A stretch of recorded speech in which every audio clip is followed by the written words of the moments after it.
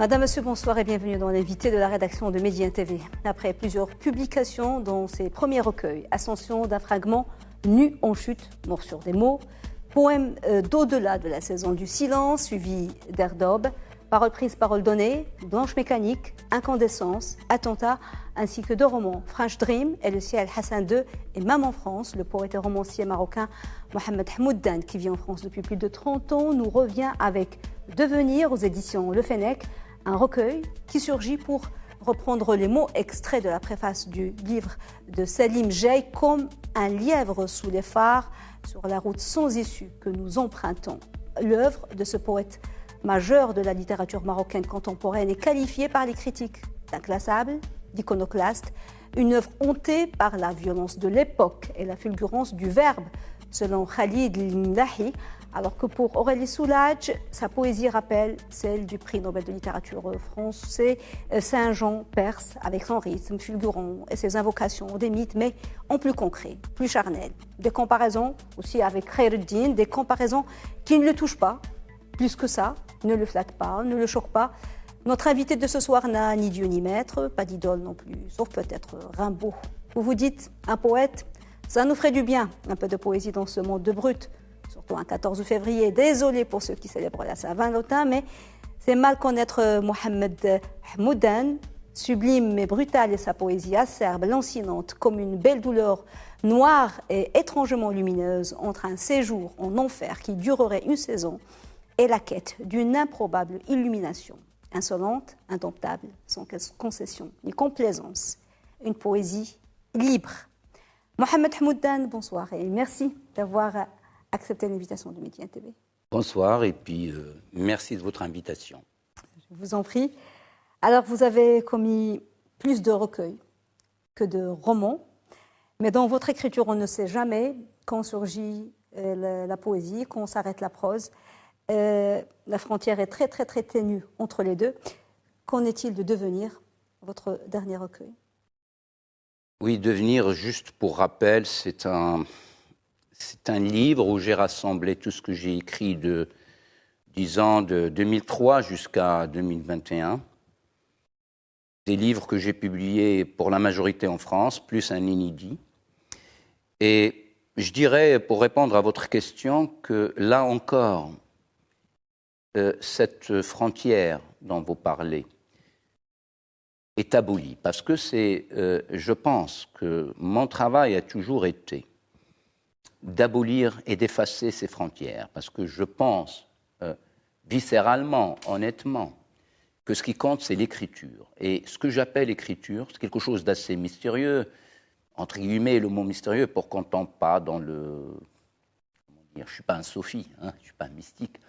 Mais c'est quand même une chose assez mystérieuse. C'est ça qui m'intéresse. Ça transcende les genres.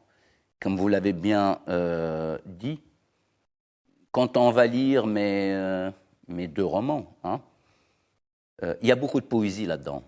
Mais quand on va lire également ces recueils de poésie rassemblés, à part les deux premiers, pour être plus précis, là encore, il y a beaucoup de narration, il y a beaucoup de prose qui côtoient l'écriture en vers. Vous ne vous imposez aucune contrainte, aucune règle. Donc quand vous écrivez, il n'y a pas de préméditation? Non, parce que d'abord, effectivement, moi je ne m'impose pas de contraintes, dans le sens où l'écriture est pour moi un champ de liberté. C'est là où j'exerce ma liberté. Et je n'ai pas envie d'être entravé par ces histoires de genre, de code. Donc, disons, peut-être c'est pour cela que, par exemple, un critique tel que Khalid Limlahi, qui parle de poète iconoclaste, ou d'une œuvre, disons, plutôt iconoclaste. Oui, effectivement, je l'assume. Moi, les vers, les pieds, la versification, la rime, sont des choses dont je me fiche royalement. C'est valable pour les écoles ou les courants littéraires. Vous ne vous revendiquez d'aucun courant. Vous n'affichez votre admiration ou bien votre quasiment pour très peu. Bon, à part Rimbaud, c'est différent. C'est le seul duquel vous vous sentez pas proche, mais dont vous aimez et dont vous ne vous lassez pas de lire en fait les écrits. Il n'a pas beaucoup écrit, il a arrêté très tôt.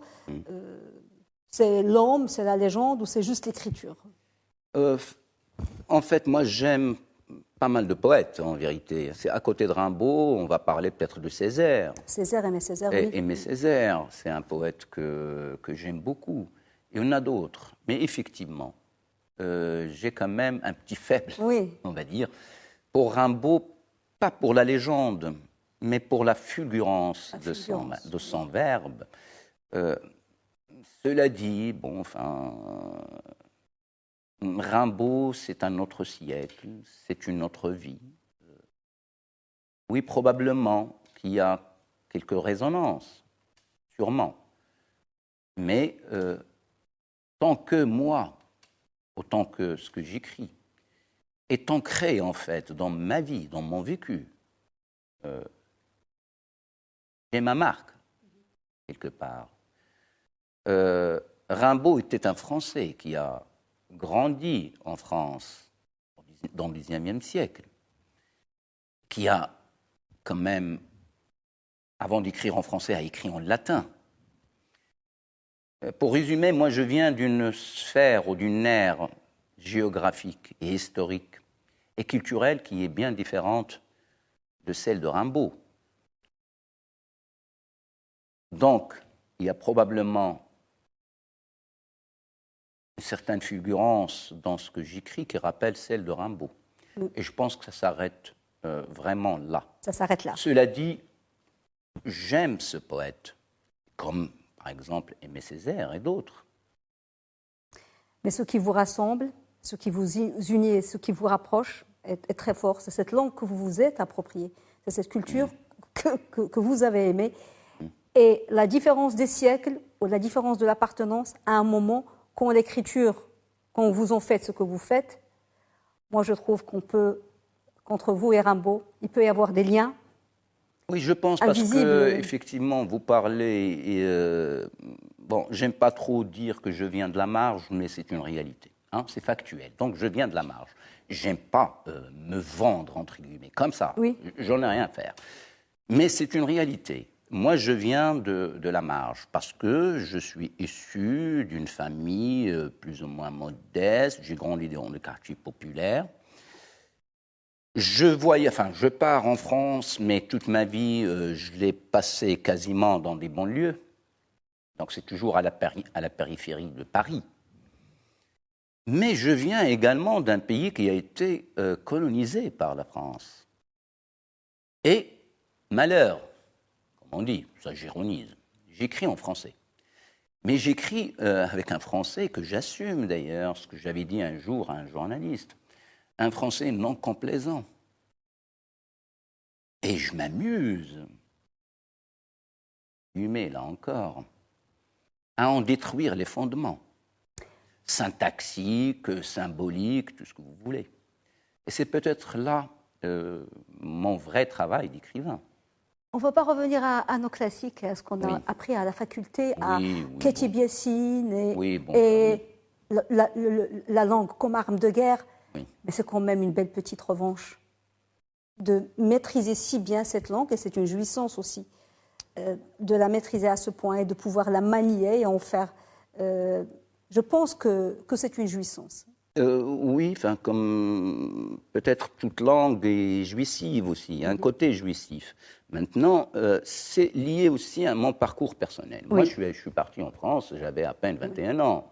Donc, j'ai vécu plus de temps en France qu'au Maroc. Oui. Je veux dire, maintenant, moi, quand on me pose la question, d'ailleurs, êtes-vous un écrivain francophone? Moi, je réponds, écoutez, je suis un écrivain franco-marocain. Vous avez déjà dit, je suis un écrivain, point. Déjà, mais si on veut mettre une sorte de balise, d'estampe, de je ne sais pas quoi. Donc, je vis en France, je suis citoyen français, Oui. comme je suis marocain.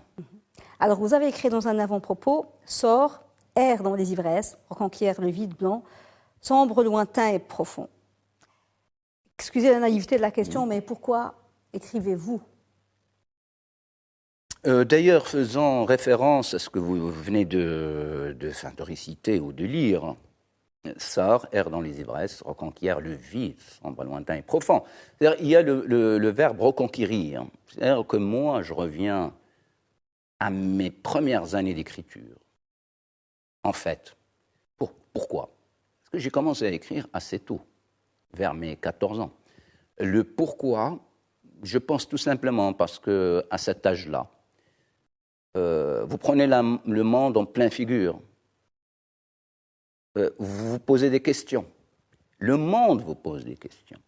Et je pense que si j'ai commencé à écrire à cet âge-là, c'est pour essayer, pas de comprendre, pas tant de comprendre le monde, mais de essayer de trouver des réponses, ou bien essayer d'intégrer ce monde et le vivre sur le plan symbolique. Le réel est toujours implacable, dur. Et l'écriture, je dirais, j'aime pas le mot échappatoire, ni un moment d'évasion, ni une thérapie, etc., etc. Moi, je ne suis pas dans cette optique. Disons qu'à 14 ans, quand on commence à écrire, je pense c'est que parce que le monde vous pose des questions et que vous voulez répondre ou comprendre ou intégrer ce monde, tout simplement. Oui. Alors, dans votre écriture, on l'a déjà dit, il y a ce mélange entre la prose, ce mélange des genres de façon générale. Mais où vous sentez-vous le plus à l'aise? Vous avez écrit beaucoup plus de recueils que de romans. Est-ce que vous avez une préférence? Est-ce que vous décidez d'écrire un roman? Ou est-ce que vous vous sentez poète avant tout? À dire vrai, moi je me sens à l'aise dans les deux genres, sur les deux registres. Maintenant, effectivement, moi j'ai publié plus de poésie, et encore là, c'est entre guillemets, parce que si on prend par exemple Détonation, qui fait partie de Paroles prises, Paroles données, est-ce que c'est de la poésie? Enfin, moi, j'appelle ça un torrent de paroles. Oui. Peut-être la fulgurance, caractère lapidaire, oui, le rythme. Un poème, peut-être, avec 5, 6, 7, 8 mots, je peux dire beaucoup, énormément de choses. Maintenant, moi, je n'ai pas décidé, par exemple, je vous raconte les choses telles qu'elles se sont passées. Quand j'ai publié French Dream, j'ai jamais dit, tiens, tu vas écrire un roman. Non. C'est parce qu'à un moment donné de ma vie, c'était en 2004, à un moment donné, j'étais en train d'écrire Blanche Mécanique, et dans Blanche Mécanique, il y a tout un poème où je raconte, en vérité. Je raconte des choses, où il y a des personnages, et ainsi de suite. Et les choses se sont faites naturellement. Un jour, je me suis retrouvé à écrire la première phrase. Je dois au vin beaucoup plus que l'ivresse, et un vin en particulier, le chaud soleil, Boul Boedr. Donc, je me suis trouvé comme ça. Et les choses sont sorties d'une manière, bien évidemment, si vous l'avez lu, je pense que oui. C'est un roman plutôt hybride. Et je ne le prends pas dans le sens péjoratif du terme, parce que ça ressemble aussi à tous mes écrits. Hybride dans le sens, on ne sait pas, c'est traversé de poésie. Donc, voilà. Oui. Alors, votre langue est singulière, dans le bon sens, elle est originale, c'est déroutante pour certains, choquante pour d'autres. En tout cas, elle est viscérale, une écriture que vous décrivez comme, je vous cite, née du magma de votre parcours, des accidents survenus dans votre vie et non d'une mémoire textuelle. Moi, je voudrais savoir si vous pensez vraiment que nous pouvons contrôler, brider notre mémoire textuelle, notre inconscient. Oui, bien évidemment. Mais quand moi, je fais une sorte de lecture de mes propres ou de mes propres créations, je trouve effectivement qu'il y a plus de choses qui émanent de cette réalité, ou du réel. Maintenant, pour ce qui est de la mémoire textuelle, moi j'ai lu beaucoup quand j'étais jeune. C'est-à-dire oui, j'ai commencé à lire, peut-être vers mes 11, 12 ans. Là aussi, c'est parce que c'est lié à l'histoire familiale. Chez nous, il n'y avait que le Coran. Mais une année, il y a mon frère aîné qui est arrivé chez nous. Il est arrivé avec des livres. Donc moi, j'étais tellement curieux. Je suis allé fouiller, lire. Et j'ai beaucoup lu.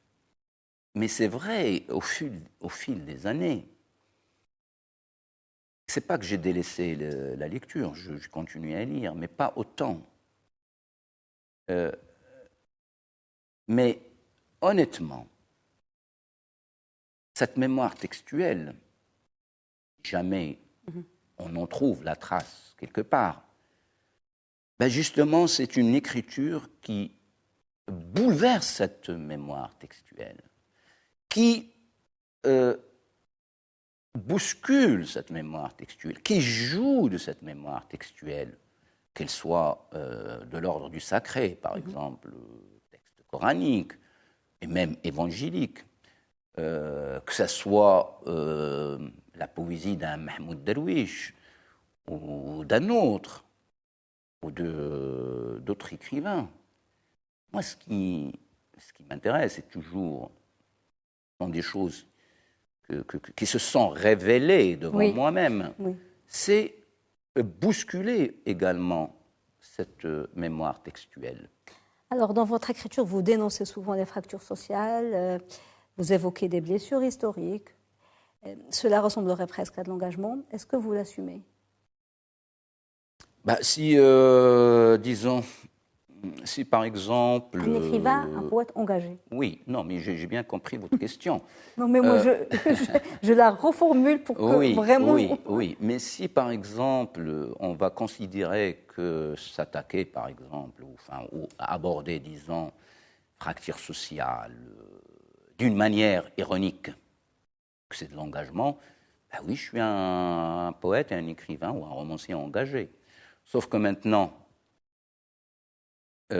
être engagé dans le sens, on l'entendait par exemple au Maroc, en tout cas, ou en France, dans les années 1970 et peut-être 1980, où le poète, ou le romancier, ou l'écrivain prend la posture d'un porte-drapeau, d'un prophète et d'un type qui sait tout et qui est là, qui est l'avant-garde, qui va apprendre au peuple. Non. En ce sens.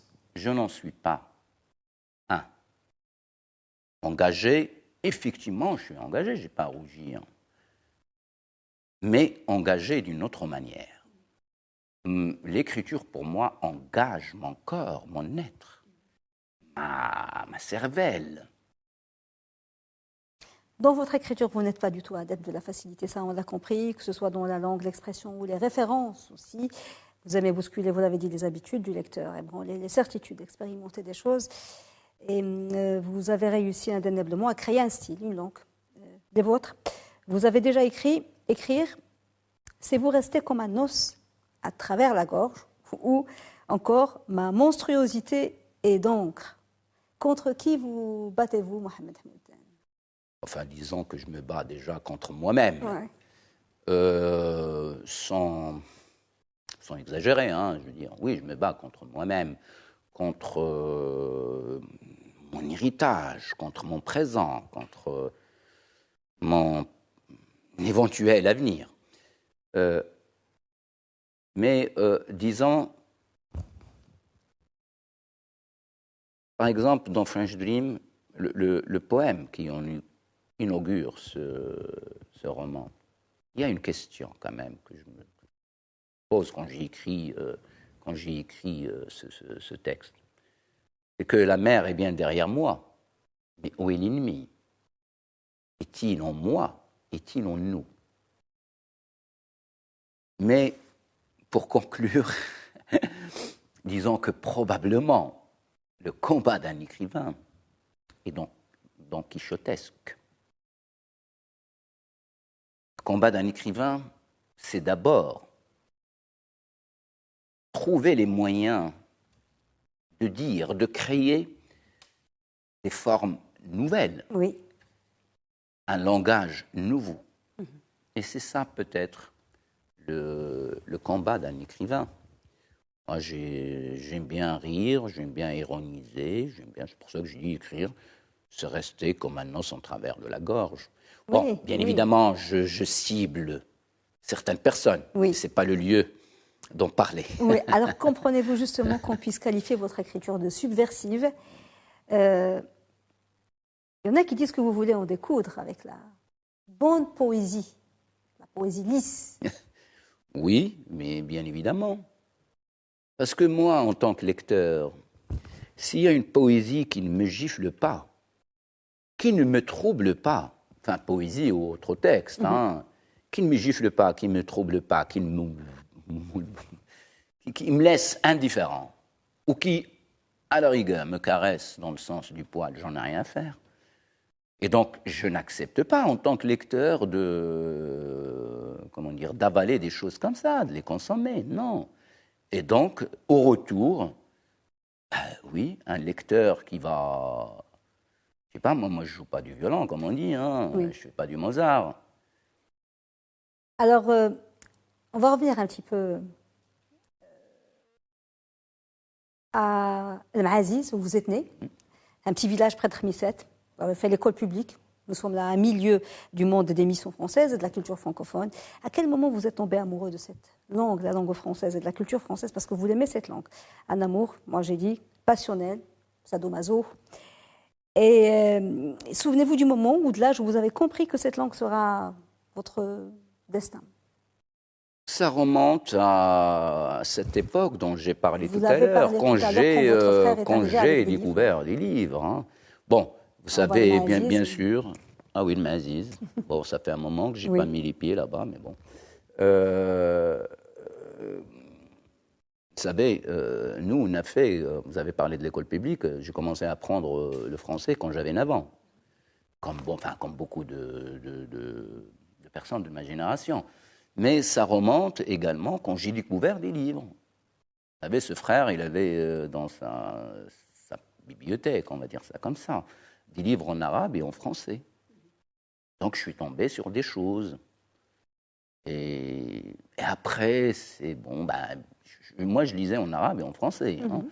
Mais bon, à un moment donné, parce que bon, lycéen, collégien, j'étais bon élève.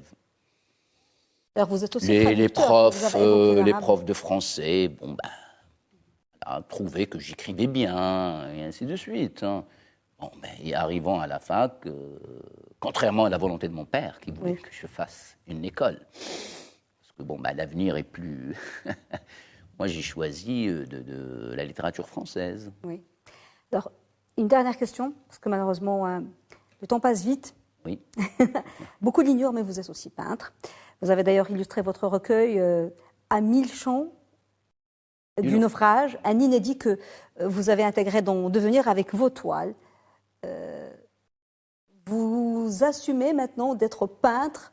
Vous vous voyez une carrière de peintre? Je dirais pas carrière, parce que même quand il s'agit d'écriture, moi j'ai jamais, pensé les choses Je suis mal avec le exprimée, 6. carrière, Oui, avec pas le carrière, mais 6. je veux Non, dire, mais bien sûr. assumer, Oui, j'assume ce côté-là, par exemple. Oui, bien évidemment. Mais bon, je le vois pas en tant que carrière, comme par rapport à l'écriture. C'est pas la carrière qui compte, c'est plutôt qu'est-ce que moi j'ai dans les tripes. Est-ce que j'arrive à vomir, par exemple, sur la page, comme je le fais? Est-ce que j'arrive à vomir mes entrailles également sur un bout de... Oui. Moi, je peins sur carton, beaucoup, parce que je n'ai pas beaucoup de sous pour acheter.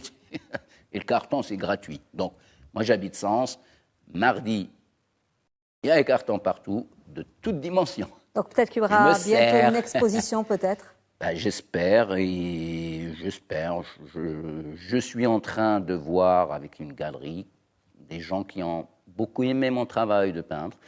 J'espère que les choses aboutiront. Mohamed Hamoudan, merci beaucoup d'avoir été avec nous.